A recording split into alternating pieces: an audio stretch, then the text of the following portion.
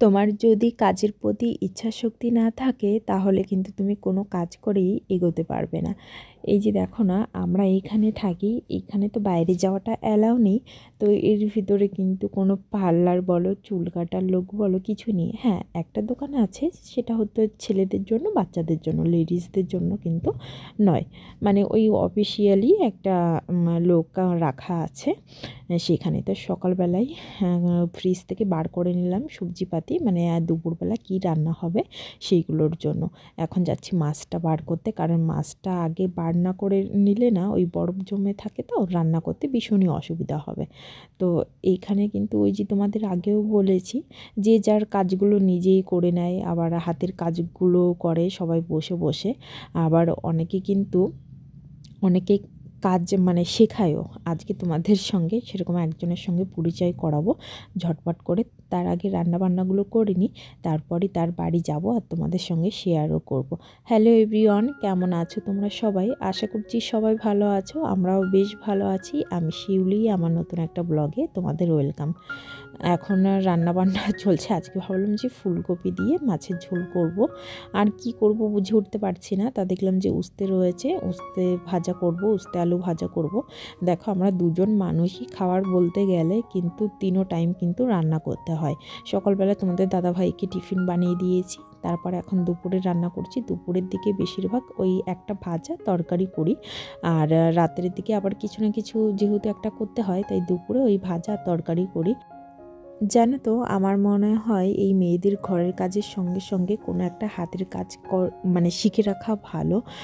কবে কখন কোথায় কাজে আসে বলা তো যায় না। এই যে বললাম যে এইখানে যেরকম পার্লার নেই, তো পার্লার যদি থাকতো, মানে বাইরে যাওয়া যদি অ্যালাউ থাকতো, তাহলে তো আমরা পার্লারে চলে যেতে পারতাম। আর এইখানে যারা মানে আইব্রো করতে পারে, তারপর হচ্ছে হেয়ার কাটিং করতে পারে, তাদের কতটা মানে ভালো বলো তো। মানে একটা কাজের মধ্যে ব্যস্ত থাকে আর মানে নিজে উপার্জন করতে পারে, হাজব্যান্ডকে সাহায্য করতে পারে। তার থেকে বড় কথা, নিজের কাছে পয়সা থাকলে সে তার ইচ্ছা মতন শখ পূরণ করতে পারবে, আর নিজের মা বাবাকেও সে মানে যা চাইলো, যখন মন চাইলো সেটা দিতে পারলো, সেটাই হচ্ছে সবথেকে বড় একটা তৃপ্তি। আর যতই এই যে ভিডিও বানাচ্ছি, এখন সোশ্যাল মিডিয়াতেও কিন্তু একটা ভালো একটা ইনকামের পথ হয়ে গেছে, কিন্তু সেই জায়গাটা পৌঁছাতে গেলে অনেকটাই খড়কাটি পোড়াতে হবে। এই যে দেখো, আমি কন্টিনিউ কিন্তু ভিডিও বানিয়েই চলেছি, কমসে কম 1 বছর তো হয়ে গেছে। তাও তো দেখতেই তো পারছো যে চ্যানেলের কী অবস্থা। তাও কখনো ওই যে হার মানি না, ভিডিও করতে করতে একটা অভ্যাসে দাঁড়িয়ে গেছে এখন। তাই সেই নেশাই করতেই থাকি, এই আর কি। তো তোমাদের আমার ভিডিওগুলো কেমন লাগে কমেন্টে কিন্তু অবশ্যই জানাবে। রান্নাবান্নাটা কমপ্লিট হয়ে গেছে, আর আজকে বাইরে ভীষণই কুয়াশা। আপাতত তো কুয়াশাই রয়েছে, পরে কি হবে জানি না। আস্তে আস্তে হয়তো রোদ বার হবে। এখন গরম জল দিয়েছি মানে স্নানের জন্য। সমস্ত কাজবাজ কমপ্লিট করে তখন মানে তারপরেই এখন স্নান করি। আগে কি করতাম, আগে ঘর মুছে তারপর পুজো টুজো দিয়ে জামা কাপড় ধুয়ে তারপর স্নান করতাম। এখন ওই সমস্ত কাজগুলো করা হয়ে যায়, কিন্তু স্নানটা পরে করি। তাই রান্নাঘরটাও এখন ঝটপট করে মুছে নিচ্ছি। আবার কিছু বাসনও রয়েছে, সেগুলো ধুয়ে নেব।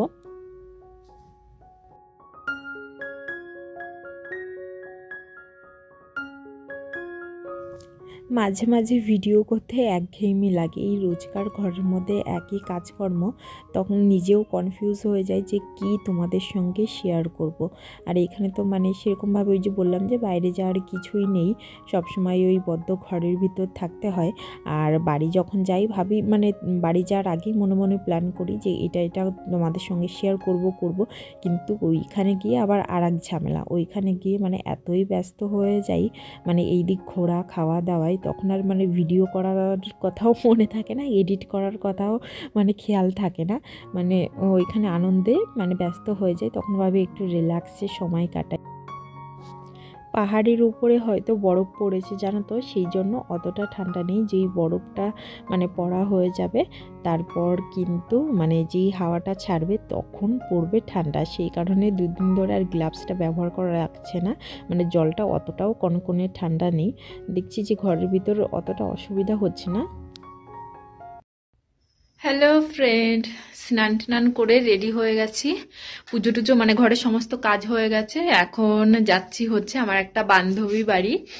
মানে সেখানে হচ্ছে ও আইব্রো করে, সেই আইব্রো করতেই যাচ্ছি। এসে তারপর ভাত বসাবো, আর ওর জন্য একটু সবজি নিয়ে যাব। আমার গাছে যেহেতু অনেক মেথি পাতা রয়েছে আর ধনে পাতা রয়েছে, তো ও বললো যে একটু ধনে পাতা নিয়ে আসার জন্য। বাবু এখন ওইখানে ডিম খাচ্ছে, ও ওইদিকে খেতে লাগুক, আমি ওইদিকে গিয়ে ঝটপট সবজিগুলো তুলে নিই, তারপর সেখানে গিয়ে তোমাদের সঙ্গেও শেয়ার করছি বান্ধবী বাড়ি গিয়ে। চলো যা যাক। আমার পেছনের কোয়ার্টার হলো আমার বান্ধবীর কোয়ার্টার। এই দেখো এসে দেখি ও নিচে জামা কাপড় মেলছে। যেহেতু এতক্ষণ কুয়াশা ছিল, রোদটা ছিল না, তাই ও জামা কাপড়গুলো বাইরে মেলেনি। তারপর দেখা হয়ে গেল ওর কোয়ার্টারটা উপরে যাব এখন। এর কথা তোমাদের বলছিলাম যে সব মেয়েদের একটু হাতের কাজ মানে শিখে রাখা ভালো। ও এত ভালো কেক বানায়, মানে কি বলবো। বাড়ি থেকে শিখে এসছে, 2-3 মাসে ছুটি নিয়ে গেছিলো, তখন শিখে এসছে। খুব সুন্দর ফিনিশিংও করে। আর এখন এই যে পার্লারের কাজ করে, দেখেছো কত নিজে উপার্জন করতে পারছে।